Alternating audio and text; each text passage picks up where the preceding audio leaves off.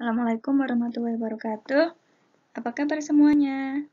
Semoga semuanya dalam keadaan sehat ya. Baiklah, jumpa lagi dengan Ibu. Kali ini Ibu akan menjelaskan materi tentang kombinasi. Ini masih dalam subbab pokok bahasan dari kaidah pencacahan. Kaidah pencacahan ada 3, aturan perkalian, permutasi, dan kombinasi. Nah, ini yang terakhir ya, yaitu kombinasi. Kaidah pencacahan itu kan cara banyaknya kemungkinan atau banyaknya cara dalam suatu peristiwa. Ada berapa banyak kemungkinan dalam suatu kejadian. Kali ini tentang kombinasi. Apa itu kombinasi?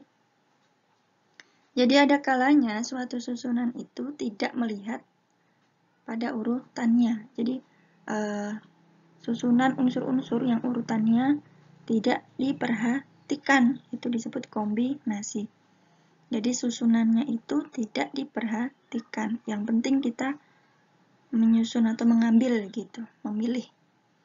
Nah, kombinasi R unsur dari N unsur yang tersedia itu ditulis pakai kombinasi pakai notasi C besar. Simbolnya C besar, Rn. Nah, menyusun R dari N.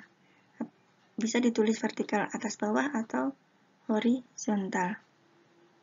Nah, banyak cara menyusun N unsur yang berbeda diambil dari sekumpulan N unsur yang tersedia. Rumusnya adalah N faktorial dibagi N dikurang R faktorial kali R faktorial. Jadi, perbedaan dengan permutasi yang kemarin, kalau permutasi itu rumusnya dia permutasi R dari N sama dengan N faktorial dibagi N min R faktorial. Nah, perbedaannya di sini ya, kalau ini ada pembagi R-nya, kalau di sini cukup N min R saja, tidak ada R faktorial. Oke. Nah, bagaimana cara membedakan pada suatu soal cerita, itu termasuk kombinasi atau permutasi? Ibu kasih contohnya ya. Nah, ini contoh yang kombinasi. Misalkan seperti ini. Dari 5 orang akan dipilih 3 orang untuk dijadikan suatu tim lomba cerdas cermat. Ada berapa banyak susunan yang dapat dipilih? Ada berapa banyak kemungkinan susunan seperti itu ya. Misal nih, 5 orang tersebut si A, si B, si C, D, dan si E. Akan dipilih 3. Misal nih, ditulis atau dipilih si A, si B, dan si C. Ini kemungkinan pertama, terpilih si A, si B, si C. Kemudian ada yang menuliskan lagi B, A, C, yang timnya BAC. Nah, tim ini sama tidak? Ini penulisan pertama, ini penulisan kedua. Sama ya orangnya, si A, si B, si C. Kalau dalam suatu tim itu kan urutannya tidak diperhatikan ya, mau dia ditulis di depan atau di belakang. Kalau si A, B, C sudah terpilih ya sudah seperti itu. Jadi tak perlu lagi ditulis BAC karena ini orangnya sama. Maka dua susunan ini dikatakan sama atau dikatakan satu ini dihitung satu susunan, dihitung satu karena sama, jadi dihitung satu susunan untuk satu pilihan, tak perlu lagi ditulis BAC karena orangnya sama.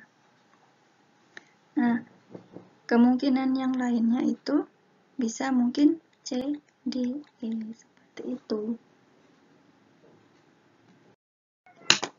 Udah tahu ya?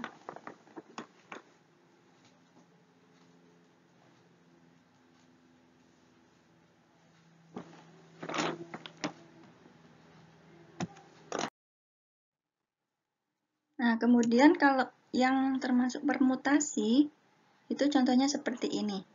Dari 5 orang peserta lomba mewarnai akan dipilih 3 orang sebagai juara 1, juara 2, dan juara 3. ada berapa banyak susunan yang dapat dipilih? Nah, ada 5 orang, kemungkinan pemenangnya itu mungkin bisa jadi si A, si B, dan si C. Nah, kalau ditulis seperti ini artinya si A ini sebagai juara 1, B ini juara 2, dan C juara 3. Kalau saya tulis B, C, A, berarti juara satunya si B, juara 2-nya si C, dan juara 3-nya si A.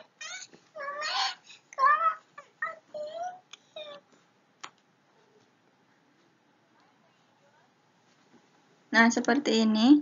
Ini adalah susunan yang berbeda. Ini dihitung 2.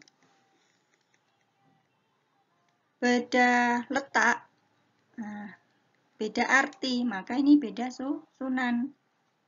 Jadi, walaupun orangnya sama, si A, si B, dan si C, tapi kalau urutannya berbeda, maka ini dihitung berbeda, dihitung 2.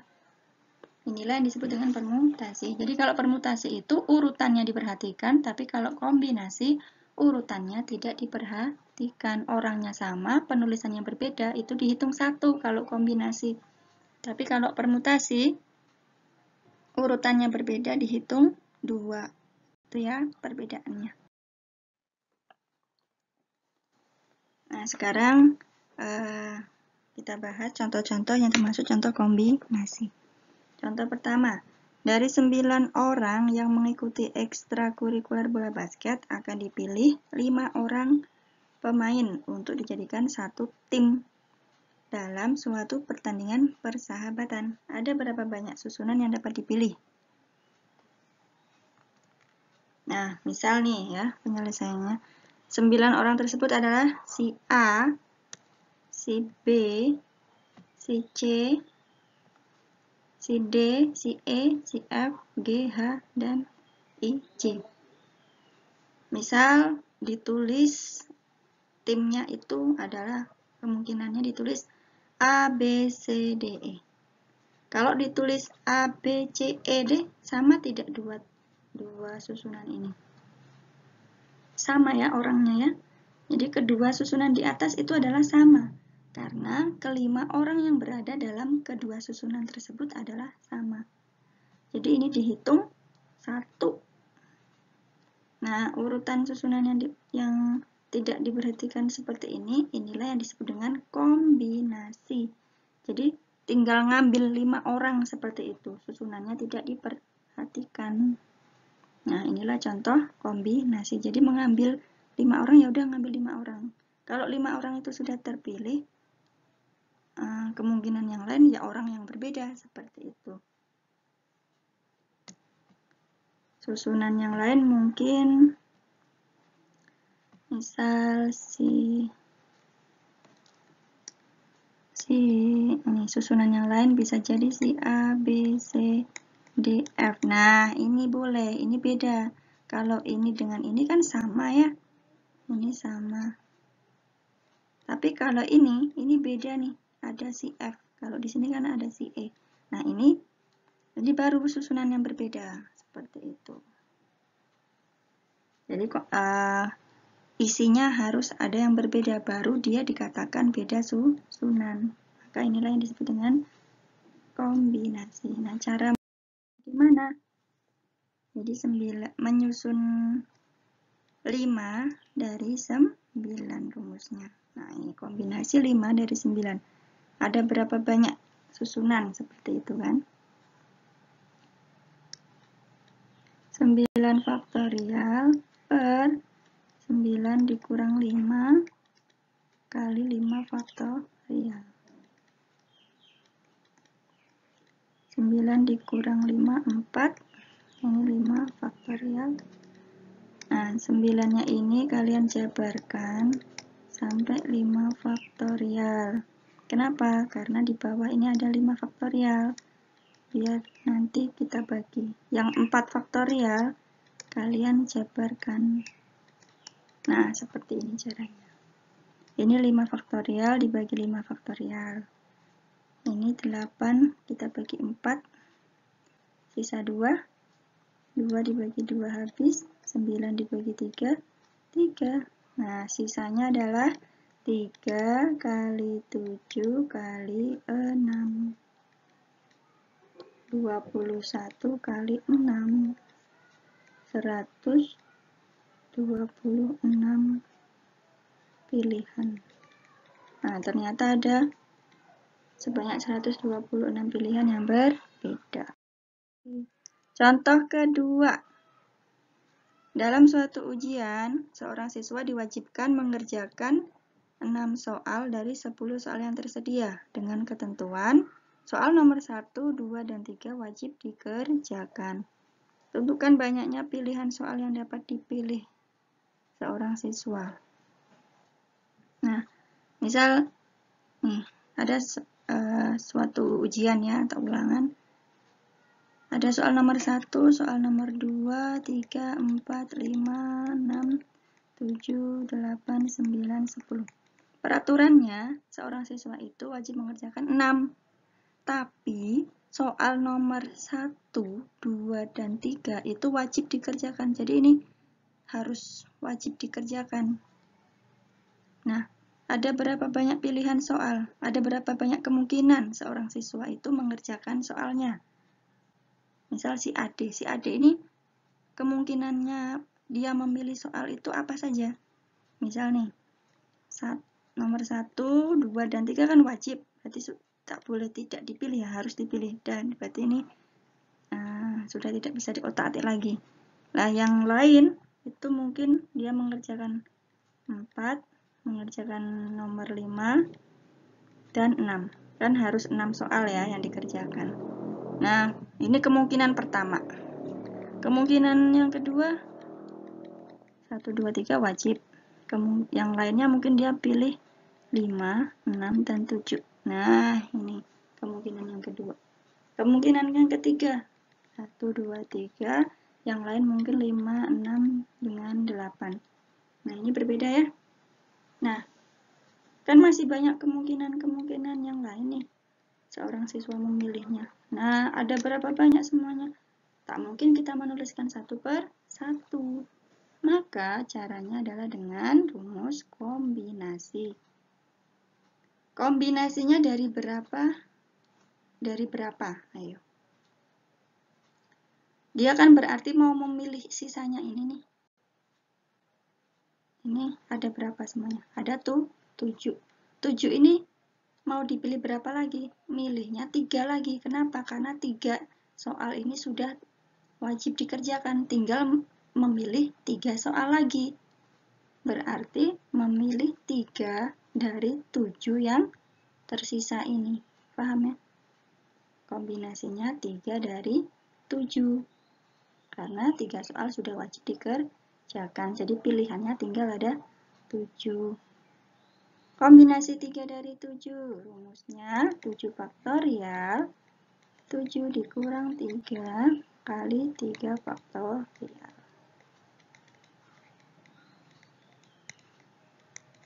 Nah, 7 kali 6 kali 5 kali 4. Nah, stop di sini ya. Kenapa? Karena di bawah ada pembagi 4 faktorial. Yang 3 faktorial dijabarkan. Ini 4 ini bagi 3 sisa 2 habis lagi ya. Tinggal 7 kali 5. Ternyata ada 35 pilihan kemungkinan seorang siswa memilih soal. Seperti itu. Nah, contoh lagi. Dalam suatu ruangan terdapat 10 orang akan saling bersalaman. Banyaknya salaman yang dilakukan ada berapa? Jadi 10 orang itu akan saling bersalaman. Banyaknya salaman yang terjadi ada berapa banyak? Nah, pertanyaan seperti itu. Misal ada si A, B, C, D, E, F, G.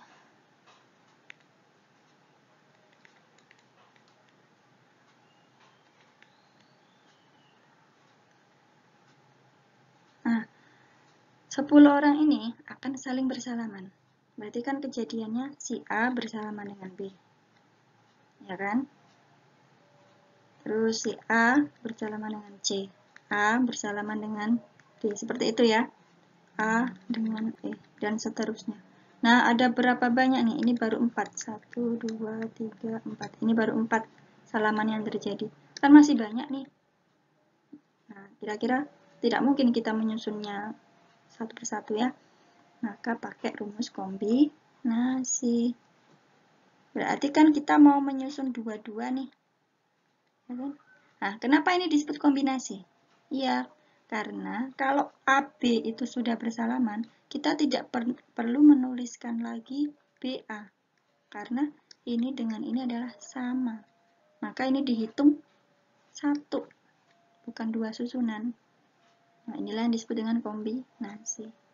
Nah, ada berapa banyak salaman yang terjadi? Berarti kita mau menyusun dua-dua ya, dari 10 orang. Ini baru 4 nih, yang lain masih banyak. Si A dengan F, A dengan G, kan seperti itu. Nah, ternyata bisa dihitung dengan rumus permutasi, kombinasi seperti ini. Menyusun 2, ini bukan 8 ya, tapi 10. Menyusun 2 dari 10 orang. Berarti 10 faktorial per 10 dikurang 2 kali 2 faktorial. Ini 8, ini 2. 10-nya kita jabarkan sampai 8. 2-nya 2 kali 1. Ini coret habis, 10 dibagi 2, 5 ya. 5 kali 9. Nah, ternyata ada 45 salaman yang terjadi, yang dilakukan. Oke. Nah, sekarang silahkan kalian kerjakan latihan soal berikut. Selamat mengerjakan. Wassalamualaikum warahmatullahi wabarakatuh.